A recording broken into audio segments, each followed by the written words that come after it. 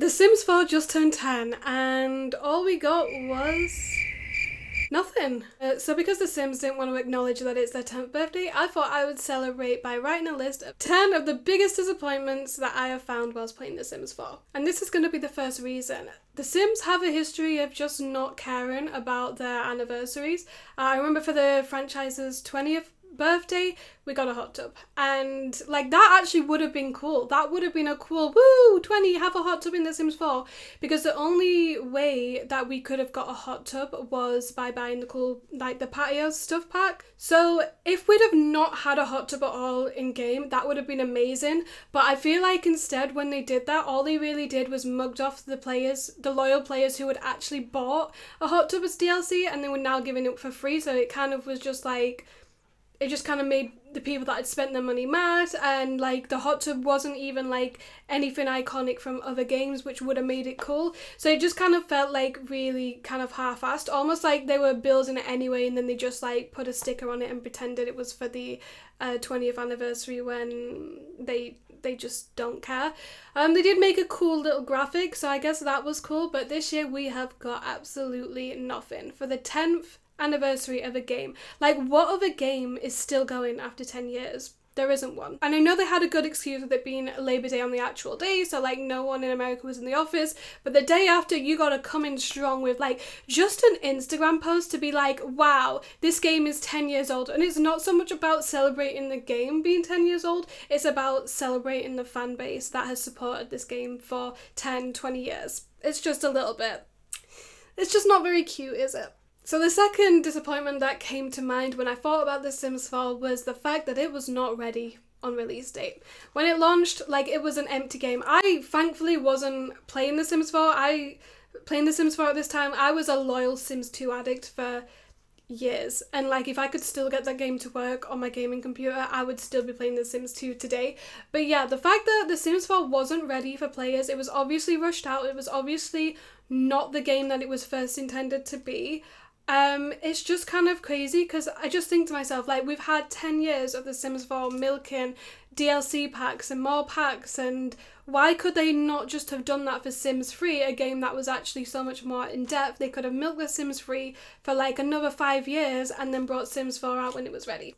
And following on from this, a lot of people would list The Sims being so cash grabby as one of its major disappointments, but for me, I kind of feel like being cash grabby as a game is kind of natural, especially in this day and age. Most of the games, you play the game for free, there naturally are things that are always behind a paywall, so you're paying to play for those things. So the fact that it's cash grabby doesn't bother me so much. What bothers me is the declining quality in the packs. Like when you bought an expansion pack back in the day, like if you think about seasons, like it was so much more fleshed out than today, when I haven't even bought some of the newest expansion packs because I'm hearing things that they're just like a game pack or this is just a glorified stuff pack, and it's just like being cash grabby is just part of being a game in a capitalistic society. But to keep putting out things that they're listing as expansion packs or a certain level of pack, and then the quality is just declining and the quality just keeps on declining, that's disappointing. That's disappointing to me, because why am I going to pay $30-40 for bare minimum content when 8 years ago I was paying for expansion packs that were the bomb, you know? Another thing that I find so disappointing is that when I play this game, it really seems that The Sims 4 is aimed at babies. There's no suspense that the games used to have. There's no burglars, and that is probably like the biggest disappointment out of the whole list for me, is that there is no burglars, because there was nothing like that feeling of just like calmly playing The Sims and suddenly there's a burglar, suspense, drama, but there's none of that anymore. I've heard that they did it out of sensitivity for players that would find that kind of thing alarming, but could have always just added like a game option where you could turn off like NPC autonomy, and that would have just solved the whole problem. It just feels like there's no repercussions for anything in the game, and I know I'm crazy, but the thing that I used to love doing in The Sims 2 was just making my couples cheat on each other. The betrayal and the grudges that they would hold against that sim and how it would affect their relationships and their core memories, but there's just none of that in Sims. Like, you can make a sim cheat on another sim, they don't give a shit. And I do believe that now with the Love Struck update they have tried to include like jealousy preferences and all of that, but it's a little bit too late. And does it even work? Because nothing in the game really seems to work. And the biggest thing that they seem to be forgetting is that the demographic of The Sims 4 is people who have played through the whole franchise, Sims 1, 2, 3, 4. We're not babies. Like, it's obviously because they made the game so bare bones to start with that then they've kind of tried to market it as being like woke and inclusive, when aiming a game at babies doesn't do that. It doesn't achieve that. There's other ways to achieve that. Which leads me on to my next point concerning inclusivity. And this is a really big disappointment for the game. Was for years the issues that they had surrounding diversity.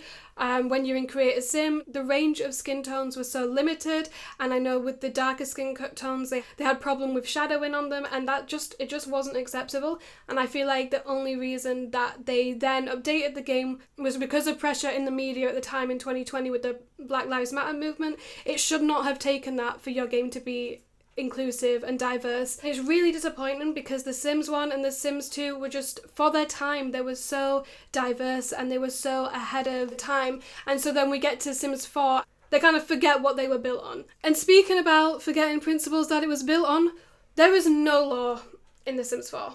No law in The Sims 4.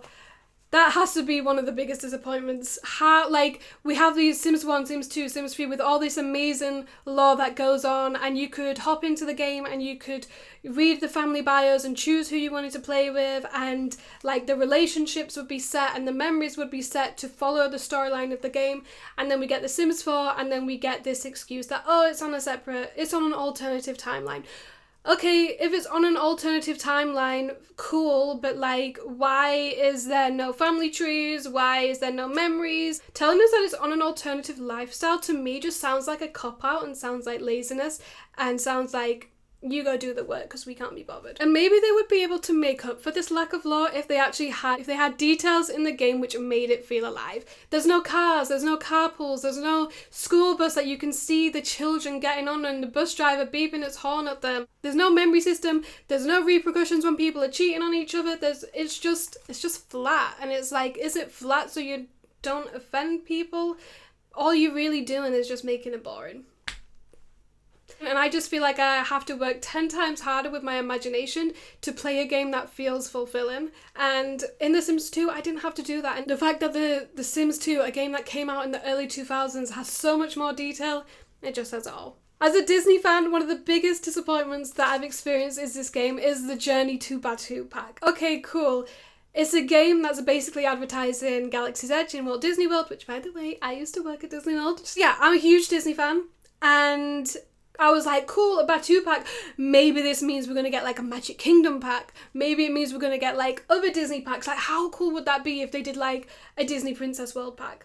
Like, and I feel like that would sell so much more than Star Wars. Like, I know Star Wars has a huge fan base, but next time there's a cool Disney movie coming out, make a pack based on that movie, and you're gonna have people who don't even play The Sims buying into that game pack, because guess what? The Disney fandom is a lot bigger than the Sims 4 fandom. And on the topic of disappointing game packs, Strangerville. Now, whilst I loved that first playthrough with the pack, I really thought this was going to be like an ode to Strangetown, and I thought we were going to get some elements from previous game, adding a little bit more lore, because Strangetown was my favourite place to play in The Sims. It was so cool. You get abducted by aliens. Can you even get abducted by aliens in The Sims 4? Probably not, because nothing cool happens. We were so excited for like Strangetown to be like reintroduced into The Sims, but it was just basically an advertisement for Stranger Things, which is cool. Stranger Things is cool, but it's disappointing, because I feel like there's a lot of opportunities for them to add more lore into the game, and I feel like they do try in little increments, but it still just falls flat. And honestly, the thing that I'm most disappointed about out of everything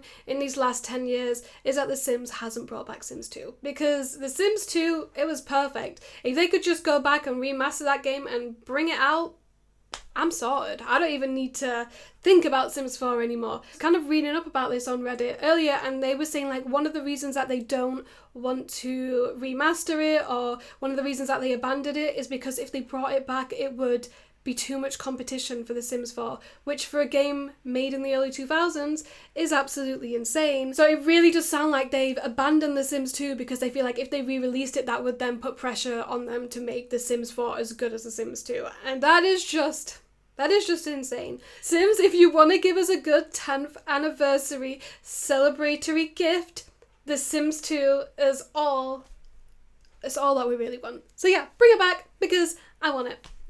So that concludes my 10 disappointments for 10 years of The Sims 4. Please let me know what your disappointments are down in the comments. Let's get a little chat going because I know we have a lot of disappointments to talk about. If you did enjoy this video, please subscribe. I upload videos every Monday, Wednesday and Friday, and I hope to see you in my next one. Bye for now.